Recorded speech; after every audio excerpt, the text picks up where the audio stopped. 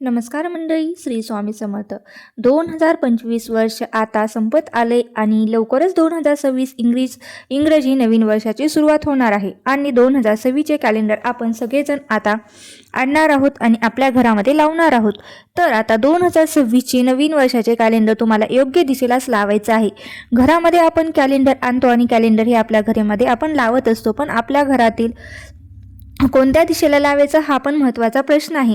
आता आपल्या जीवनातला खूप महत्त्वाचा घटक आहे, त्यामुळे कॅलेंडर आपल्या घरातील योग्य दिशेलाच असलं पाहिजे.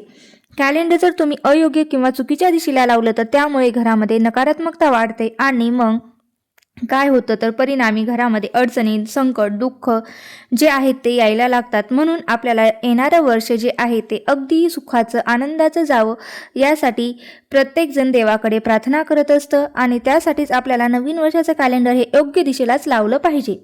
आता कॅलेंडर कुठल्या दिशेला लावावं किंवा कुठल्या दिशेला लावू नये, त्यामुळे आयुष्यभर आपल्याला काय परिणाम होतात, यासोबतच कॅलेंडर जे आहे ते नियमानुसार किंवा वास्तुशास्त्रानुसार कसं लावलं पाहिजे किंवा कसं घेतलं पाहिजे ते अत्यंत महत्त्वाची माहिती मी तुम्हाला आजच्या व्हिडिओमध्ये देणार आहे. त्यामुळे तुम्ही व्हिडिओ स्किप न करता शेवटपर्यंत पहा, जेणेकरून संपूर्ण माहिती तुमच्यापर्यंत मिळेल. बघा, वास्तुशास्त्रानुसार आपल्याला बऱ्याच गोष्टी शिकवते. आपल्यापैकी अनेक जण बऱ्याच ठिकाणी वास्तुशास्त्र पाळतात.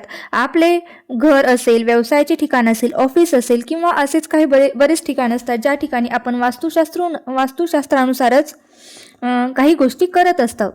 पण आता कॅलेंडर लावायची योग्य दिशा कोणती?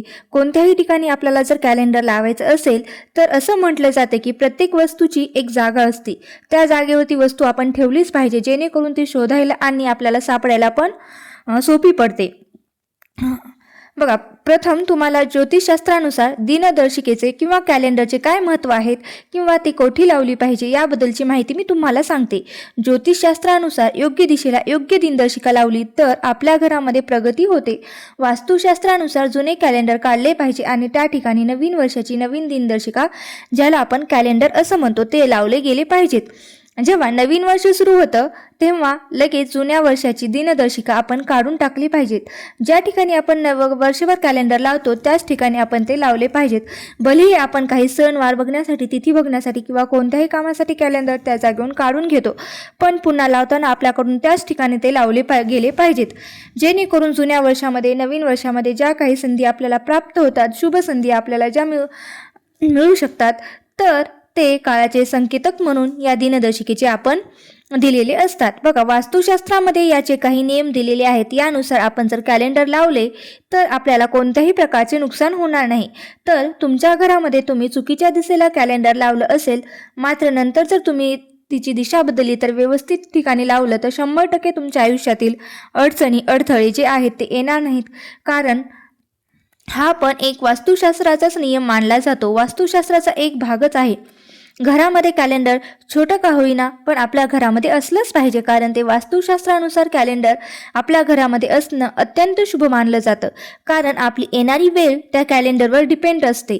म्हणूनच येणारा काळ हा चांगला घालवण्यासाठी आपल्याला कॅलेंडर योग्य दिशेलाच लावायला गेलं पाहिजे.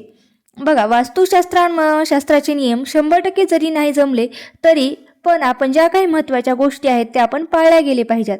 बघा, आपल्या घरामध्ये पूर्व दिशेला कॅलेंडर लावले तर ती अतिशय शुभ मानले जाते. त्यामुळे काय होतं तर आपल्या घरामध्ये धनाची वाढ होते आणि आपल्यातील नवीन नवीन कामामध्ये किंवा त्यामधून आपल्याला यश मिळत असते. तर त्यांना नवीन संधी प्राप्त होत असतात. पूर्व दिशा तर अगदी म्हणजे आपले सूर्यदेव जिथून उगवतात ती दिशा असते, अतिशय शुभ दिशा आहे. तुमच्या कॅलेंडरमध्ये तुम्ही जर कॅलेंडर घेताना पहिल्या पानावर उगवत्या सूर्याची प्रतिमा असेल अशा पद्धतीने तुम्हाला आपल्या घरामध्ये कॅलेंडर लावायचं आहे. जर तुम्हाला तुमच्या व्यवसायाच्या ठिकाणी किंवा तुमच्या दुकानाच्या ठिकाणी किंवा तुम्ही जिथे कधी काम करता त्या तिथे जर तुम्हाला लावायची असेल तर त्या तिथेही तुम्ही पूर्व दिशेला तोंड करून लावू शकता. त्यामुळे काय होतं तर तुमची आर्थिक भरभराट होते. आता नवीन वर्ष सुरू होईल. डिसेंबर महिना चालू आहे. तर कॅलेंडर घेताना तुम्ही त्यावर उगवत्या सूर्याचे चित्र असेल अशा पद्धतीने कॅलेंडर नक्की घ्या, किंवा ज्या कॅलेंडरवर तुम्हाला सुरुवातीला देवी देवतांचे चित्र असेल ज्यांना बघून तुमचे मन अतिशय प्रसन्न होईल. बघा, एक तर सूर्याची प्रतिमा किंवा देवी देवतांचे चित्र ज्या कॅलेंडरवर असेल अशा पद्धतीचेच कॅलेंडर तुम्हाला खरेदी करायचे आहेत. आता बऱ्याच जणांच्या मनात प्रश्न, लगेच शंका तयार होते की पूर्व दिशेला कॅलेंडर लावणे म्हणजे नक्की पूर्व भिंतीला कॅलेंडर लावायचे की पश्चिम भिंतीला लावायचे. तर ते पान पूर्व दिशेला दिसेल, तर पश्चिम भिंतीला तुम्हाला हे कॅलेंडर लावायचे आहेत, जेणेकरून सूर्याचा उगवता प्रकाश त्या कॅलेंडरवर पडेल. पण काही कारणास्तव तुम्हाला जर पूर्व दिशेला लावायला जमले नाही, तर तुम्ही अशा वेळी काय करू शकता, तर ज्योतिषशास्त्रानुसार आपल्याला काय सांगतं, पश्चिमेकडे ऊर्जेचा नैसर्गिक स्रोत असल्याचं मानलं गेलेलं आहे. त्यामुळे त्याच्यामध्ये सकारात्मक ऊर्जा मिळत असते. भलेही ती सूर्य मावळण्याची दिशा असली तरी पण बऱ्याच गोष्टी ज्या आहेत त्या सकारात्मक गोष्टी त्या आपल्याला पश्चिम दिशेकडून सुद्धा मिळत असतात. त्यामुळे दिनदर्शिका तुम्ही पश्चिम दिशेला सुद्धा लावू शकतात, म्हणजेच पूर्व दिशेला किंवा पश्चिम दिशेला तुम्ही लावू शकतात. दिनदर्शिका लावली तरीही चालतं. तर त्या कॅलेंडरचे जे काही तोंड आहे ते पश्चिम दिशेला जाईल आणि या पश्चिम दिशेकडून तुम्हाला नेहमी पॉझिटिव्ह एनर्जी म्हणजे सकारात्मक ऊर्जा मिळत राहील. जर तुम्ही तुमचे कॅलेंडर पूर्व भिंतीला लावले आणि त्याचे तोंड जर पश्चिम दिशेला होईल आणि तुम्हाला जर तुमच्या व्यवसायामध्ये वाढ व्हावी अशी अपेक्षा असेल, तर तुम्ही तुमच्या व्यवसायाच्या ठिकाणी जरी कॅलेंडर लावणार असाल तर तुम्ही पूर्व भिंतीला लावा, जेणेकरून या कॅलेंडरचे तोंड पश्चिम दिशेला राहील आणि तुम्हाला तुमचा फायदा सुद्धा होईल. त्याचबरोबर घरात वातावरण चांगलं राहील. घरातील सर्व सदस्यांचे एकमेकांशी एकोप्याने राहावं, गुण्या गोविंदाने नांदावे यासाठी सुद्धा तुम्ही हा प्रयोग करून बघा. तसेच पैसा जो आहे तो टिकून राहतो घरामध्ये. विनाकारण पैसा खर्च होत नाही, आजारपण येत नाही आणि लक्ष्मी ही स्थिर राहत असते. तर आता आपण दक्षिण दिशेबद्दल बोलूया. तर तुम्हाला कॅलेंडर जे आहे ते दक्षिण भिंतीला लावता येणार नाही. भलेही आपण कॅलेंडर दक्षिण भिंतीला लावले आणि त्याचे जे मुख आहे ते उत्तर दिशेला जाईल, तरी पण आपल्याला असं करायचं नाहीये. दक्षिण भिंतीला जर आपण कॅलेंडर लावलं तर आपल्या पैसे कमवण्याच्या मार्गामध्ये अडथळा येऊ शकतात. घरातील मुख्य व्यक्ती, कमवणारी व्यक्ती, जिच्यामुळे सर्व घर जे आहे ते व्यवस्थित चालते, किंवा ज्यांच्याकडून पैशामुळे आपलं घर आहे ते घरात काही खर्च असतात ते भागतात, तर अशा व्यक्तींना सुद्धा आजारपण येऊ शकते. त्यामुळे दक्षिण भिंतीला कॅलेंडर लावण्याची चूक करू नका.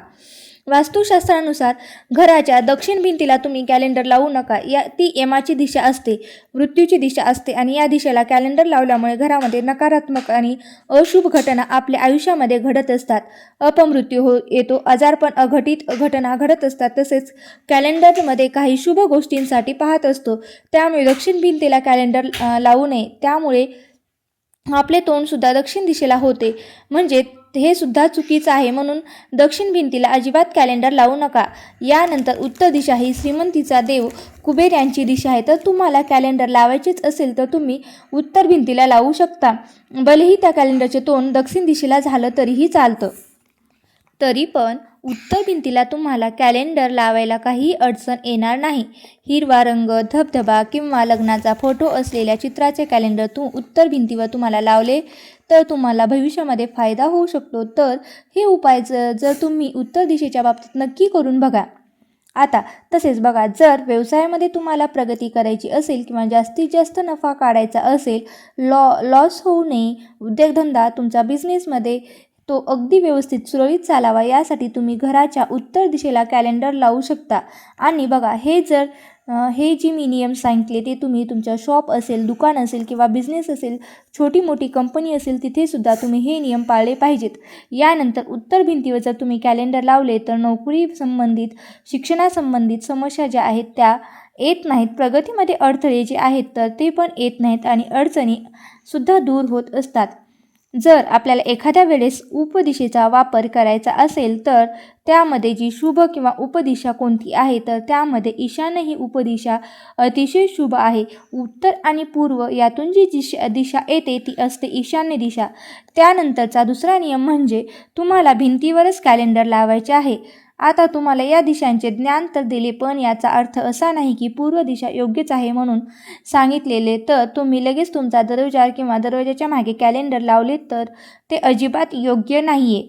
तुम्हाला भिंतीवरच कॅलेंडर लावायचे आहे. एखाद्या व्यक्तीच्या वाटेल किंवा खिडकीवर वगैरे कॅलेंडर टाळले तर हे सुद्धा करणे चुकीचं आहे. तुम्हाला भिंतीवरच ते लावायचे आहे. ही एक गोष्ट नेहमी लक्षात ठेवा.